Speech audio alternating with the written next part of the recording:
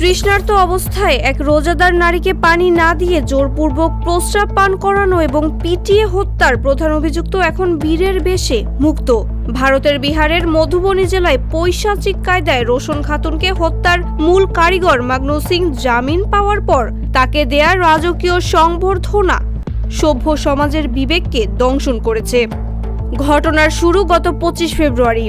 আমহি গ্রামের বাসিন্দা রোশন খাতুন একটি স্থানীয় বিরোধ মেটাতে গিয়ে গ্রাম প্রধানের ছেলের হাতে পৈশাচিক নির্যাতনের শিকার হন।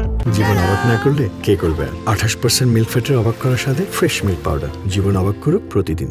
অভিযোগ রয়েছে, রোজা রাখা অবস্থায় পানি চাইলে তাকে মদ্য ও প্রস্রাবের মিশ্রণ পান করতে বাধ্য করে মগনু সিং ও তার দলবল। টানা 4 দিন মৃত্যুর সাথে পাঞ্জা লড়ে 1 মার্চ হাসপাতালে প্রাণ হারান ওই নারী। মামলায় 19 জন আসামি থাকলেও পুলিশ রহস্যজনকভাবে কেবল মাগনু সিংকে গ্রেপ্তার করেছিল। কিন্তু সম্প্রতি আদালত তাকে জামিন দিলে জেলগেটে তৈরি হয় এক উৎসবমুখর পরিবেশ। গলায় ফুলের মালা আর আতশবাজির উল্লাসে খুনের আসামিকে বরণ করে নেয় তার সমর্থকরা। সামাজিক যোগাযোগ মাধ্যমে ছড়িয়ে পড়া ওই ভিডিও নিহতের স্বজনদের ক্ষত নতুন করে জাগিয়ে তুলেছে।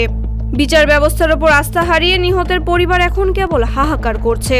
তাদের অভিযোগ, সবকিছু আগে থেকেই প্রভাবিত করা ছিল, যার ফলে একজন চিহ্নিত খুনি প্রকাশ্যে এভাবে বুক ফুলিয়ে ঘোরার সুযোগ পাচ্ছে। প্রকাশ্য দিবালোকে এমন বর্বরচিত হত্যাকাণ্ডের পরও মূল অভিযুক্তের জামিন এবং এই আনন্দ মিছিল ভারতের বিচার ব্যবস্থাকে বড় প্রশ্নের মুখে দাঁড় করিয়েছে। মাহবুবা ইসলাম, ফেস দ্য পিপল। জীবন অবাক না করলে কে করবে? 28% মিল্ক ফ্যাটের অবাক করার সাথে ফ্রেশ মিল্ক পাউডার। জীবন অবাক করুক প্রতিদিন।